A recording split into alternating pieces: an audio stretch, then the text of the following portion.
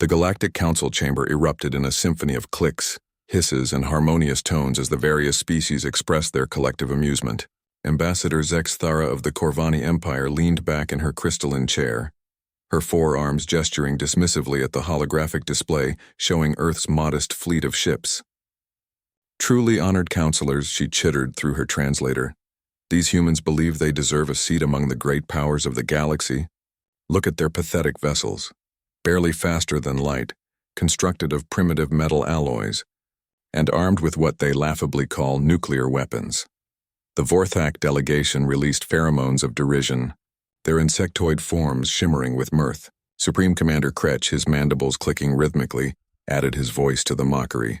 Our scout reports indicate they've only recently achieved interstellar travel. Their most advanced warship carries fewer than 1,000 crew members. A single Vorthak dreadnought houses 50,000 warriors. Admiral Sarah Chen, humanity's sole representative in the chamber, sat quietly at the small human delegation table. Her weathered face remained impassive despite the cascade of laughter and jeers filling the massive hall.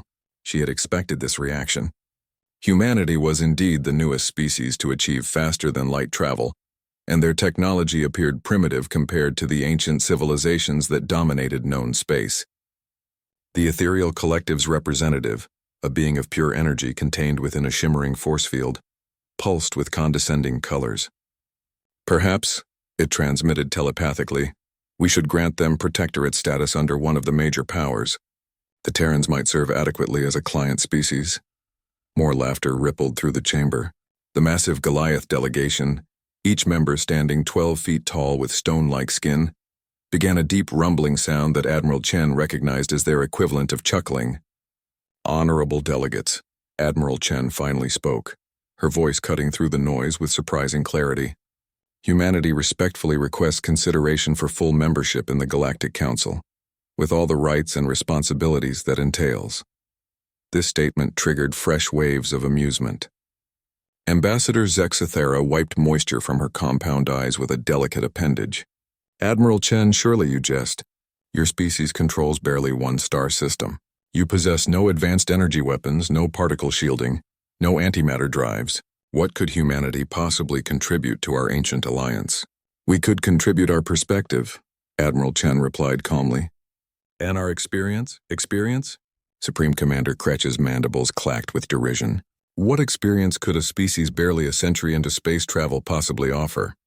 Admiral Chen stood slowly, her hand moving to the communication device on her wrist. Honorable counselors, you've spent millennia in peace, expanding your territories and advancing your technologies.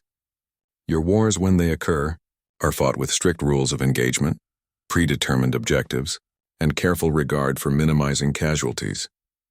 Naturally, the ethereal collective pulsed with proud golden hues. We are civilized beings. Indeed you are, Admiral Chen agreed. But there's something you should understand about humanity. We've spent our entire recorded history fighting wars, not just against external enemies but against ourselves. We've refined the art of warfare through thousands of years of conflict, innovation, and desperation. The laughter in the chamber began to fade as Admiral Chen's tone grew more serious. You mock our simple metal ships and primitive nuclear weapons, but what you fail to understand is that these primitive vessels were designed by a species that has never known true peace. Every system, every component, every strategic doctrine was forged in the crucible of actual warfare. She pressed a button on her communicator. Computer, transmit authorization code Omega-7. High above the planet, concealed by advanced stealth technology that had taken humanity decades to perfect, the UES Retribution received the signal.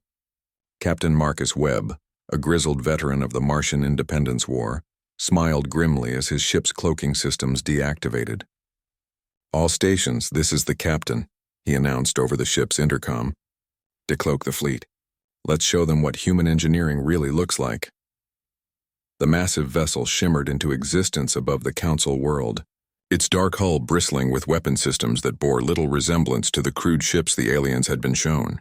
The Retribution was not alone. Around it materialized a fleet of sleek predatory vessels, destroyers, cruisers, and carriers that had been hiding in plain sight for hours.